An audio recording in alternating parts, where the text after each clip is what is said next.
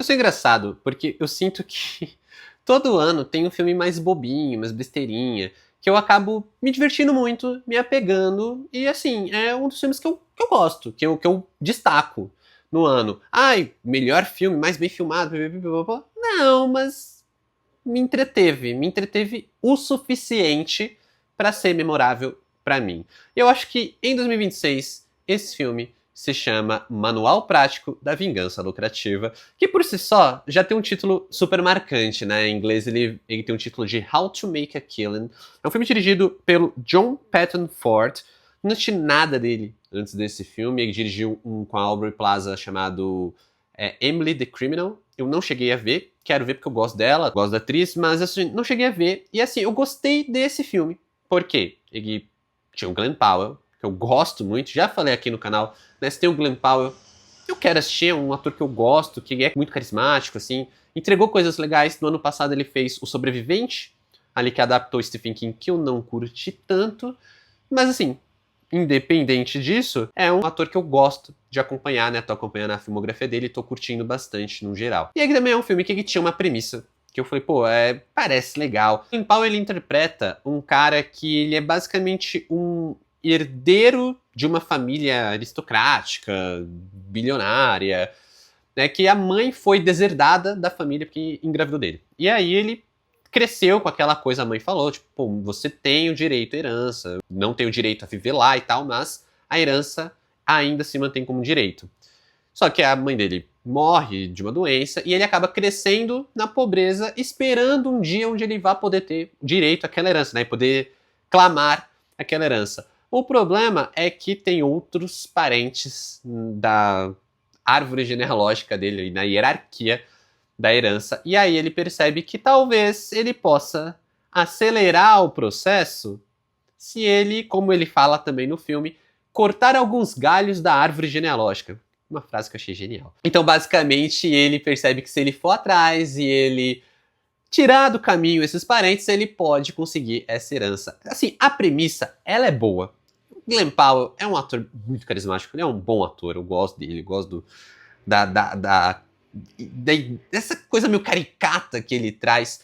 E é um filme que eu falei, pô, parece divertido. Só que eu não esperava que eu ia me divertir tanto com esse filme. Muito legal ver como o personagem ele vai construindo essa jornada, que ao mesmo tempo que é uma jornada de vingança, é uma jornada em prol de grana, né? É uma coisa meio até bem geração Z, assim, eu acho que eu já falei isso em algum outro vídeo, aqui no canal de algum outro filme, mas assim, é uma coisa muito nova geração de, não, eu tenho direito e porque eu mereço e é isso, e assim, pô, em teoria ele é só um herdeiro, e que, tipo, beleza, as pessoas são, né, sacanearam com ele, são babacas com ele, é sempre legal ver milionários se ferrando, e assim, a graça do filme eu acho que vai muito pelo fato do Glenn Powell sustentar na base do carisma mesmo. Mas se não bastasse Glenn Powell, a gente tem Margaret Qualley, também uma atriz que eu estou amando acompanhar a filmografia, gosto muito dela, desde que eu conheci ela ali no Era Uma Vez em Hollywood. Gosto sempre, acompanho de perto. Pô, é um filme de Margaret Qualley,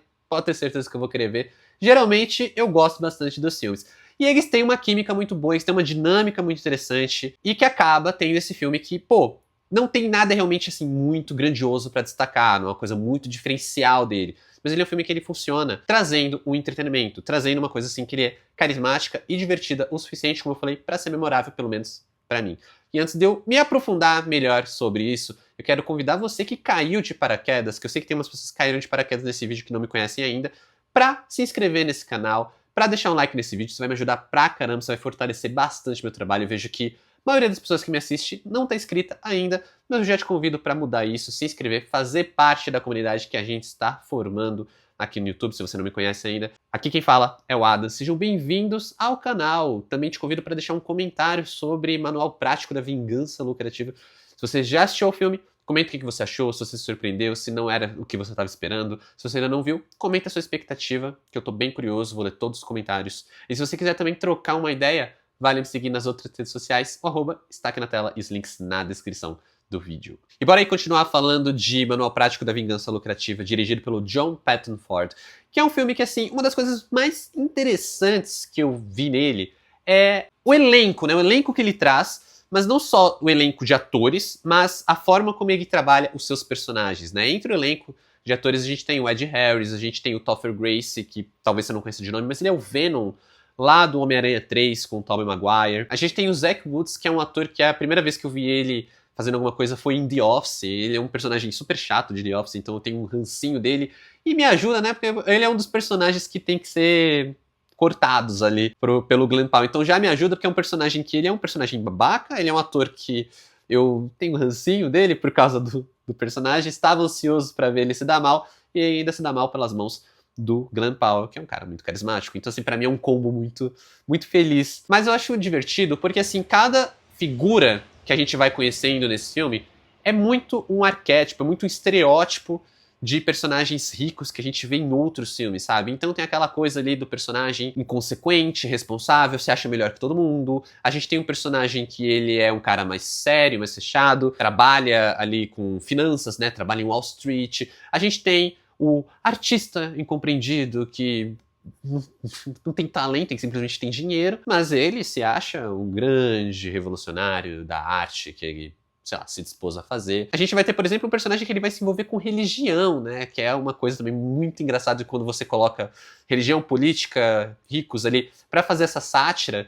E aí ele tem esse personagem que ele não é um líder religioso, que é um líder meio influenciador. Então, assim, são retratos que a gente conhece da realidade, retratos que se a gente abrir as redes sociais a gente vai encontrar pessoas que estão sendo meio que parodiadas ali, mas, claro, muito mais caricatos, muito mais elevados ali, a um ponto de que não precisa muito para ser odioso e que a gente ainda vai ter esse clima de sátira, esse clima mais cômico, porque a gente vai vendo um a um se dando mal pra gente acompanhar a jornada do protagonista. Não dá nem pra dizer que é a jornada do herói, mas a jornada do protagonista vivido pelo Glen Powell. Eu acho que o filme é muito feliz, né? O diretor é muito feliz em apresentar essas figuras, deixar elas caricatas e fazer com que a gente entenda, mais do que quem é um a um ali, a gente entenda a dinâmica que a gente está assistindo, né? Então não é só uma dinâmica da vingança, não é só também a dinâmica da grana pela grana. Existe uma lógica dentro do filme que faz com que seja empolgante assistir o personagem avançando ali, né? Escalando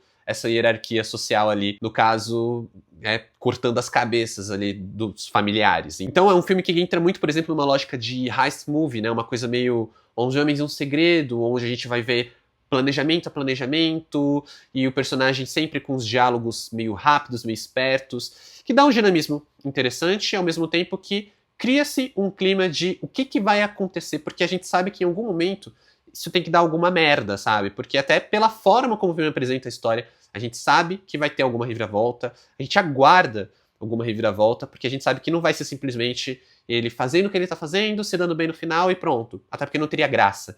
Então a gente não sabe exatamente de onde vem esse fator, que é um fator de incerteza construído majoritariamente pela presença da personagem da Margaret Qualley, né, que é a Julia. Então tem uma dinâmica muito boa entre esses dois personagens, que vai jogando com o filme. Parece que toda vez que o filme começa a entrar meio que no marasmo, começa a entrar numa coisa meio confortável, a personagem dela vem pra dar uma chacoalhada, a personagem dela vem pra que a dinâmica entre esses dois mude alguma coisa, até quase criando um triângulo amoroso com outra personagem, que é a Ruth, da Jessica Henwick. Então cria-se uma dinâmica, até mesmo assim, bem sexy, porque tem uma tensão sexual entre eles que é muito palpável. A gente tem essa coisa de um relacionamento que nunca deu certo, um relacionamento que é muito confortável, e aí a gente não sabe pra que lado ele vai, até porque ele está vivendo perigosamente numa sacada que vai sempre beirar a sátira, vai sempre beirar a um teor muito cínico, que é o que faz muito bem pro tom desse filme. Ele assumir esse tom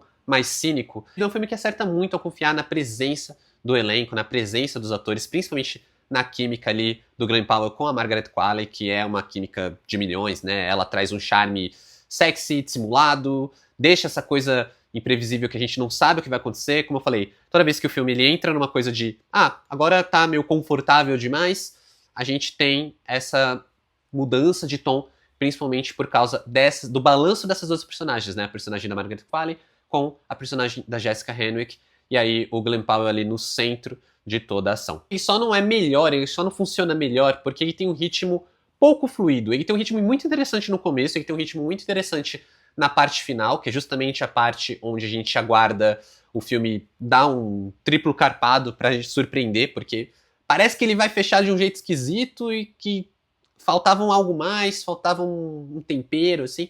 Só que aí ele traz uma ideia interessante, ele trabalha um final que é um final que combina muito bem, né, com toda a construção, mas de uma forma que não é óbvio. Só que ali pelo meio, parece que ele quer dar uma corrida, parece que ele quer dar uma acelerada, justamente na parte de lidar com esses parentes que precisam ser tirados do caminho, sabe? Então, assim, no começo a gente vai tendo um trabalho interessante no planejamento, de conhecer a vítima, né, a próxima vítima, e aí pelo meio do filme ele dá uma corrida, parece que eles se apressaram, o diretor quis apressar para poder chegar logo no final, e eu sinto que isso dá uma desritimada bem forte, até porque a gente tem ali dois personagens que são personagens do FBI, que parecem completamente deslocados do filme, parece que é mais para mostrar que ações têm consequências do que realmente para trabalhar o tom do filme, para trabalhar a urgência que pede aqueles dois personagens ali durante o filme. Mas assim, nada que realmente atrapalhou a minha experiência, minou a minha relação com o filme, pelo contrário. Porque, por exemplo, eu ainda saí do filme até curioso pra ver de onde eles tinham tirado essa história, se era adaptação de alguma coisa, e descobri que ele meio que é uma releitura barra atualização de um filme de 1949, que é o Kind Hearts and Coronets, que é dirigido pelo Robert Hanner, e que meio que traz a mesma premissa, só que assim, é um filme de 49. Então, assim, ele é completamente atualizado, ele é uma trama que ela brinca bastante. Não sei se tem o mesmo tom, mas é um filme razoavelmente diferente. Mas eu fiquei bem curioso para saber como essa mesma narrativa tinha sido trabalhada ali em 49. Eu ainda não vi esse filme de 49, mas eu fiquei bem curioso, o que eu acho que é um ótimo sinal, né, de interesse, porque o trabalho do John Patton Ford é muito legal, é muito interessante. Eu acho que é um filme muito envolvente e muito divertido. Não reinventa a roda, não é o filme mais grandioso, com a melhor direção que você vai ver, mas assim, é suficientemente divertido. E é um dos meus queridinhos de 2026. Então, para Manual Prático da Vingança Lucrativa, nota 8. Às vezes a gente só precisa de um entretenimento, só precisa de uma sátira ligeira que funcione bem, que deixa a gente assim, tipo, entretido, preso na cadeira, porque a gente quer saber como aquela história vai chegar ao fim, e que muitas vezes, como é o caso daqui, do Manual Prático da Vingança Lucrativa, quando ele chega ao fim, eu quero ver de novo, sabe? É um filme que me deixa, assim, feliz o suficiente pra eu querer ver de novo. É minha besteirinha queridinha de 2026. Nos últimos anos a gente teve filmes como O Dublê, do Ryan Gosling, e O Novo Kane, que também são filmes, assim, meio bobos, meio besteirinhas, mas que me divertiram bastante. E agora nós temos esse de 2026. Mas é isso, pessoal. Como sempre, muito obrigado por assistir esse vídeo até aqui. Valeu, falou e até mais.